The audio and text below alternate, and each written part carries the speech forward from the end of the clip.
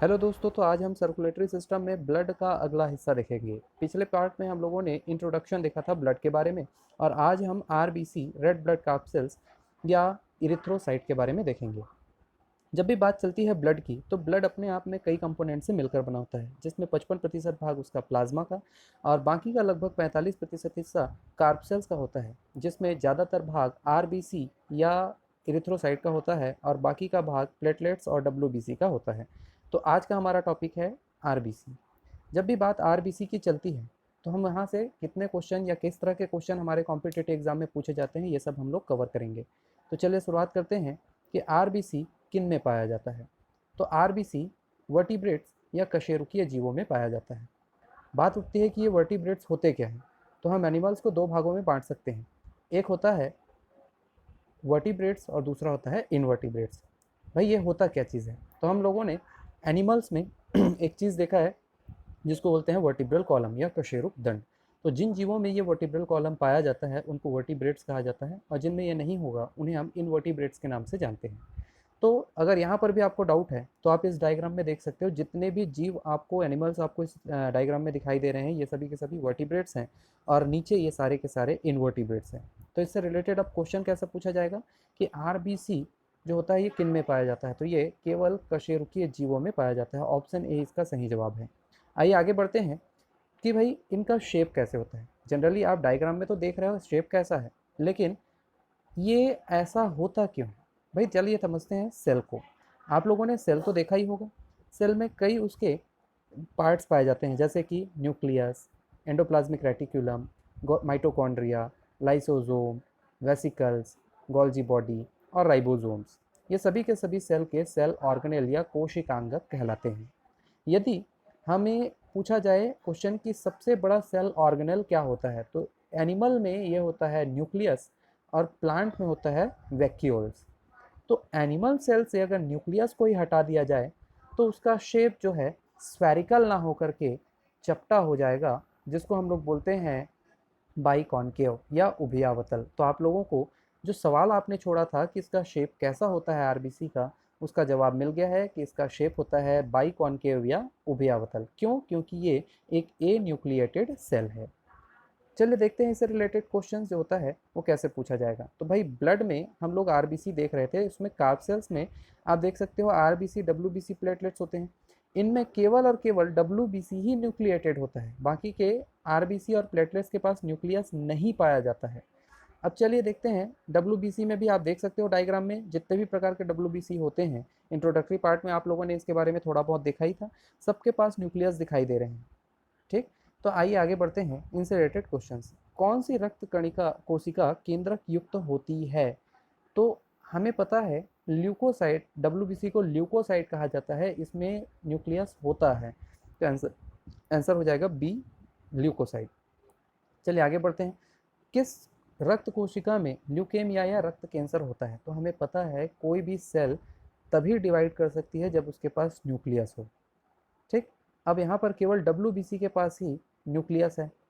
और कैंसर का डेफिनेशन क्या होता है? Uncontrolled growth of any cell, यानी कि किसी कोशिका का बिना नियंत्रण के विकास करते चले जाना, डिवाइड होते चले जाना। तो भाई न्यूक्लियस होगा तभी तो वो कंट्रोल खोएगा। तो यहाँ पर केवल और केवल डब्ल्यूबीसी में ही ब्लड कैंसर पाया जाता है। इसका भी जवाब ल्यूकोसाइट या ऑप्शन बी ही है। चलिए आगे बढ़ते हैं कि इसका फॉर्मेशन यानी आरबीसी का फॉर्मेशन होता कहाँ पे है। आरबीसी ये होता है रेड बोन मेरो में या लाल अस्थि मज्जा में बनता है। आप लोगों ने हड्डी तो देखा ही होगा।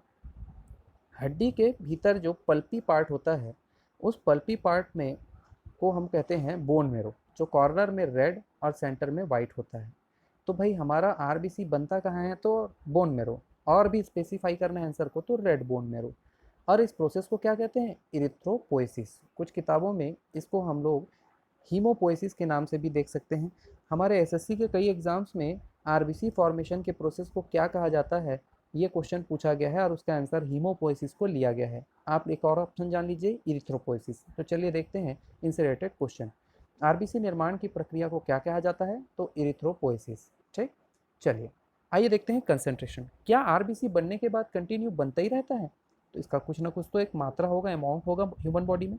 तो कंसंट्रेशन दो तरीके से हो सकता है, पहला हो सकता है परसेंटेज के बेसिस पे और दूसरा हो सकता है क्वांटिटी या मात्रा के आधार पर। मेल और फीमेल में ये दोनों अलग अलग होते हैं।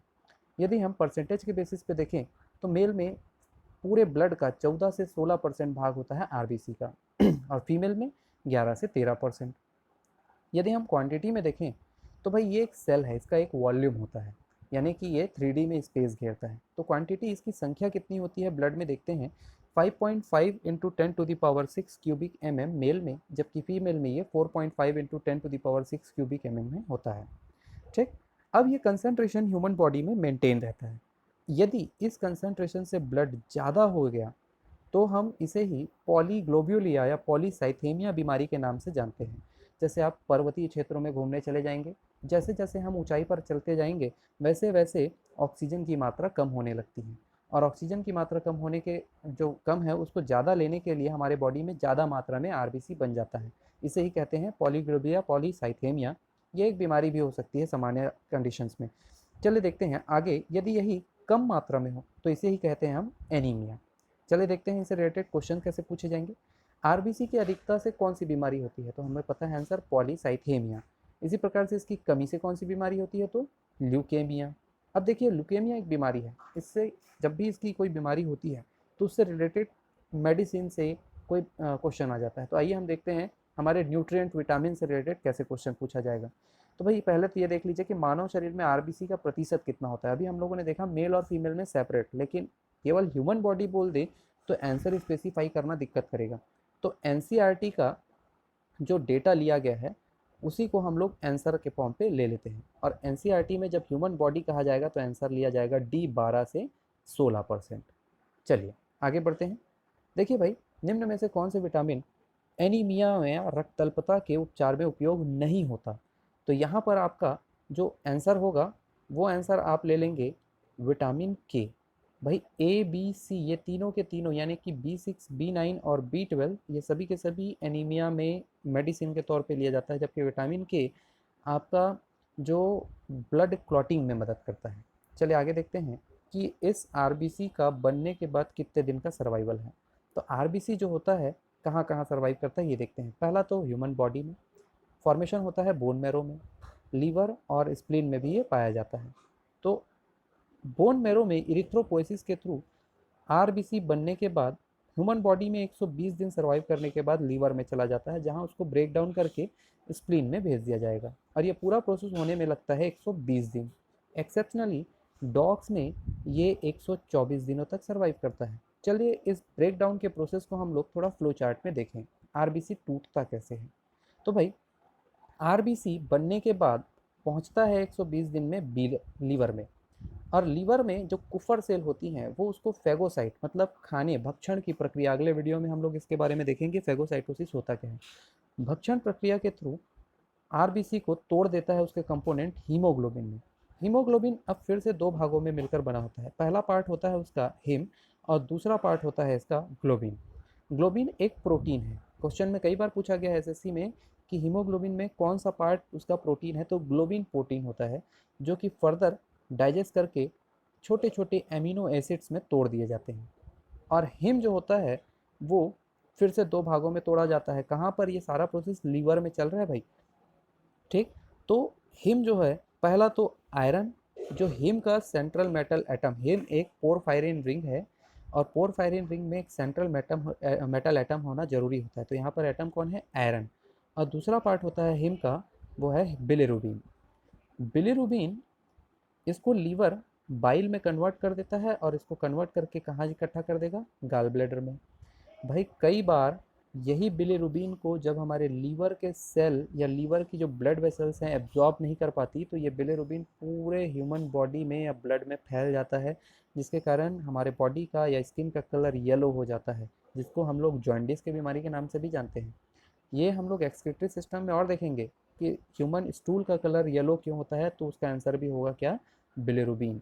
और यूरिन का कलर येलो क्यों होता है, यूरोक्रोम के कारण। आगे और देखेंगे इनके बारे में। चलिए आयरन का क्या होता है ये देखते हैं।